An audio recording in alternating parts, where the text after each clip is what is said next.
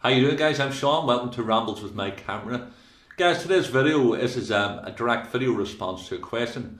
One of our subscribers here, Sandy Moth, how you doing? I never got your first name, so I'm going to call you Sandy Moth. Sandy Moth has asked this question here. It's a very relevant question. He said, Sean, great photography. Thank you very much, by the way. But please tell me how you accomplish taking photos of people in the street. Do you ask permission first or simply take a photo and move on? I'd like to do the same, but I think I could get into a lot of bother and possibly lynched here in Essex for doing the same. Please advise your method of taking people portraits in public. It's a great question, and thanks very much for asking. Well, basically, when I'm taking photographs, it's the thing, if I see a photograph and there's like a character standing there, I'm reading a situation. I'm not just into photography until street photography that you have to take a candid photograph. A lot of people, they go out their day and say, no, it has to be, street photography has to be completely candid. Like, it's not, and it doesn't, and it never has. Do you know what I mean? You could take a photograph of a street and there's nobody in it. You could take a photograph of somebody, look, it's called street portrait. It's still a portrait, still taken in the street. So technically it's still street photography. Where there's a bit of confusion on it is social documentary and street photography. Both them two bad boys, intertwine, and one crisscrosses over onto the other and down that line. But the fact of the matter is, street photography doesn't have to be just candid photographs. And please remember that, because that's not the case. I prefer social documentary. I hate all these labels, but I'm just trying to give you a bit of an idea of what style of photography I prefer. I see myself as a photographer, first and foremost. I don't see myself as a street photographer or social documentary photographer. I'm a photographer. It's as simple as that. But I do take photographs on different genres to create a body of work. But I'm not going to be pigeonholed into anything. So whenever taking a photograph, if I happen to see, now in that video that I done a couple of days of street photography in Dublin, there was only two photographs and that was staged. The first photograph was of the three market traders.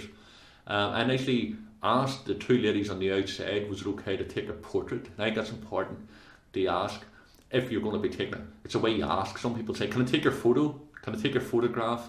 And that could work, but I have found all the time when you say, do you mind if I take your portrait? It creates a feeling, a thought in their minds that you're going to be doing something special for them, like a portrait. And if you're going to take a photo, everybody takes a photo. Can I take a photograph? Well, everybody takes photographs. But when have you actually heard somebody asking you about it? Can I see your portrait? It creates a thing in their mind that you're going to take something special. So I would normally, if I'm walking up and I walked up them two ladies, I said, well, girls, that's the way I would speak anyway. So I said, well, girls, I said, do you mind if I take your portrait? Both of them laughed and said, why do you want to take it?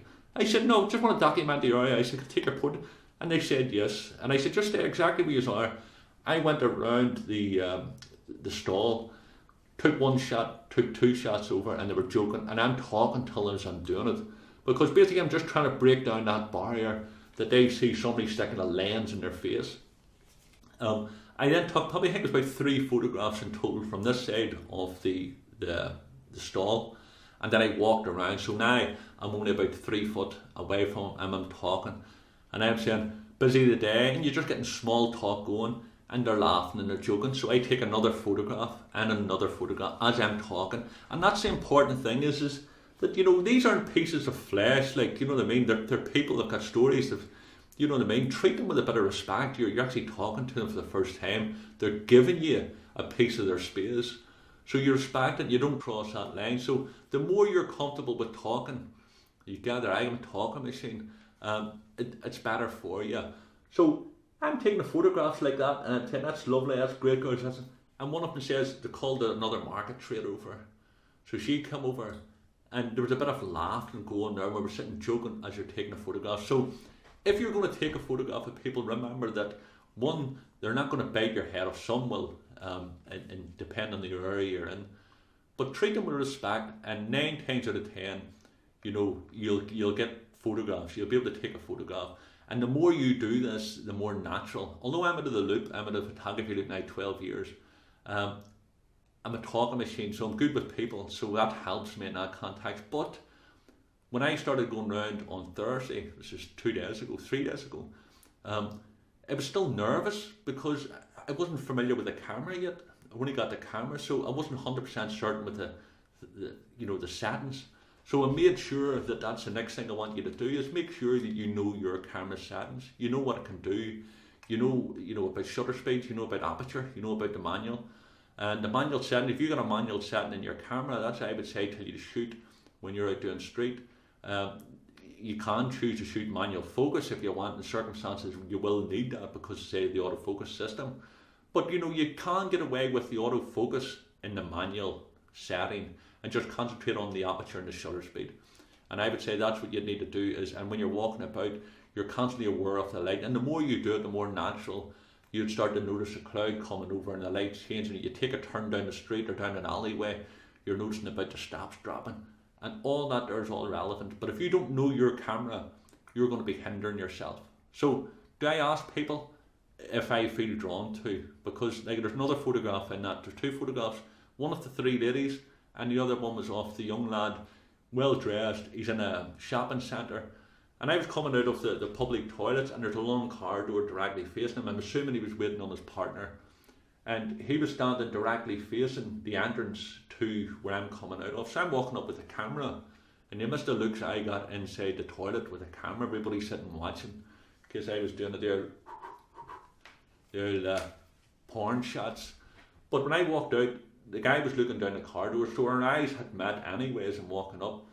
And I loved his stare, and the way he's standing in that photograph is exactly the way he was when I was approaching.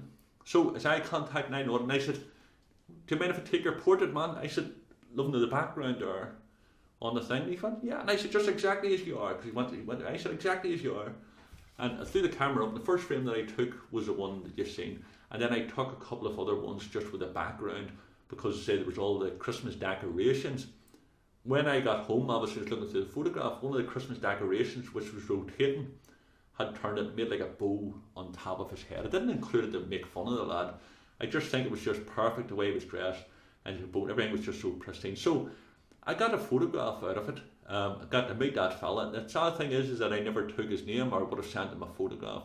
That's something you could consider doing if you are asking somebody. What's the next thing you do is when you're taking photographs? Constantly look for the photograph. You've got your camera on manual, you know your settings, you know what your camera can do, you know what lens you're using, and you happen to see somebody walking up. As soon as you see that shot, technically you're nearly missing it unless you can see them walking into a particular image. But if you see them, that's an opportunity for you to get a photograph. Get the camera up, fire off the frame from where you're standing. Yeah? And if they're approaching, or they happen to be standing, the Asian fella, well dressed, he's on the phone. When I seen him, I fired off the first shot. I think he was distracted. I think he had the phone in his left hand. And I took one shot. He wasn't looking, he carried on looking on up. I then at that stage, I crouched, and I was literally probably 6 foot away from him. I crouched down below him, composed myself, set my aperture, the shutter was already sitting ready to rock and roll, and I took a photograph. When I took that frame, he looked over at me and he turned and he walked away. So the point was that I'd rather have shot just the first one and missed the second shot than not shot the first one and not got the second shot. So the point I'm making is, if you happen to see a photograph, don't for goodness sake try to wait until you get that perfect lighting, perfect shutter speed, perfect composition. Get the camera up to your eye, bang one off, and you make an approach, and then try to get your second shot and make a second one count. Because many times I've took the first shot and something's happened, the person's turned, somebody has walked in front and that's stopping. So the more you're doing this, the more comfortable you're going to be. Now here's where it comes until if you're getting your photograph like that and you happen to take the photograph of that person, now you're looking through your viewfinder, and as you look through, you've took your photograph and you notice that they've looked over at you and their eyes are now looking in through the lens. So technically eyes are meeting, only they don't know you're looking at them. What you would do is take your photograph, and if they're standing there, take your photograph and constantly, and don't no eye contact at this stage. So you're getting up there over there, you take your photograph, okay, you go up like that, and you look up in the skies if you're looking for UFOs, and you take another photograph and you can nod, right? That's one way. The person will probably say, "Oh, they didn't take a photograph of me, they're taking behind me." Or the other way you can do is you take a photograph, eye contact, your eye with them, and you turn to say, "Thank you very much," and just walk straight past them. Next thing I'd say to you to do is go around your family, friends, neighbours, your local area and start to take photographs, soft targets. In other words, I'm talking about soft targets that you're not going to be threatened. You're not going to, get a punch in the mouth. They're not going to say nothing to you. You're going to be safe in a safe environment. So do your local area, something that you're interested in, start to do that. If you're not comfortable with talking to people, I would say tell you that just do it slowly. The more you're going to do this, the easier it's going to be. Now, is it legal or is it illegal where you are? Well, obviously you're in Essex, so it's at this moment in time it's legal, thankfully, to take street photography. Some other countries have restrictions, and I know Germany, France, some parts of Australia and states in America would have it. It's something I'm opposed to, and the reason why I'm opposed to, and I'll try to keep it as brief, if people think that it's protecting people's privacy by putting bans on photography, and then they hit you with, it's to protect the child because people's perverts are taking photographs, they're going to take people's documenting people's houses, so they're going to steal. All that there, yes, that's possible that can be used through photography, but it's bullshit in the bigger picture of things. The reason why the governments are changing the laws for people to take, like you and me, to take photographs in public places is so that we cannot take photographs of politicians, so that we cannot take photographs of those people in charge of pulling the strings, those big businesses and different things like that. They're not doing it for the working class man and woman like you or me, or the blue collar worker. These people here are creating laws to prevent us documenting what's happening in the public place. So when their politicians have got their fingers or other things in places where they shouldn't be, that you can't get a photograph of them out in a public place, so that the media can't take press photographs. Now, I'm not trying to justify paparazzi or press intrusion or perverts or anybody else, but the fact is we should all have the right to photograph in public places and not be penalised because some rules that the government are trying to make it out that they're protecting the interest of the working man or woman. It's not the case. So I'm totally opposed against it. So check your laws in your area. The reason you need to check it is because you don't want to get sued. You don't want people to, try to insist, you giving their camera because you've took a photograph in a public place. Big campaign in England. I am a photographer, not a terrorist. I was going to say I'm a terrorist, not a photographer there. That would have got me into trouble.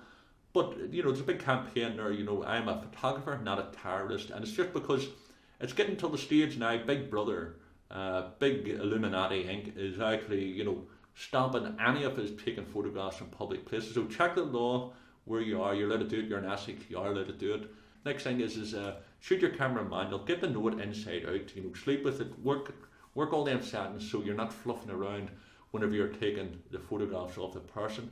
Shooting manual. Constantly check your aperture and the shutter speed. If you're taking street photography, really you can get away with 125. Like most people, they're either going to be static or they're going to be walking past you. 125 will freeze the action anyway. So the most thing you'll be shooting is the aperture. Down at 125 in an average type of day, the depth of field is going to be pulling it in, so you could be getting away f8, f11, whatever, and that in itself is going to get you to pull it in. So get your camera on the manual and check your aperture and check your shutter speed as you're walking along. Check the lighting conditions. If you see a photograph, take a quick grab shot, that's your established shot, and then compose and go for the second one. And that's all I say, tell you. So listen, I hope this is helpful, tell you. I could talk about this for hours on end, and I'll probably do a series of videos of it. If you have any other questions or about photography you think I could help you with, I'd love to share this with you. Just go out and take photographs. Get yourself in your comfort zone. Ask people, if you're going to be saying about taking a photograph, you turn around and say, can I take your portrait? And the reason is to say that's actually to make a person feel special. So you go, listen, thanks very much for watching. If you haven't already done so, please do subscribe. You can follow me on Twitter and on Facebook. Please check out my website, rambleswithmycamera.com, and give this video a wee like, and please leave a comment. If you have any questions, as I say, ask away, and hopefully that I'll be able to answer it. Guys, send you love from Ireland, and keep taking the photographs, guys.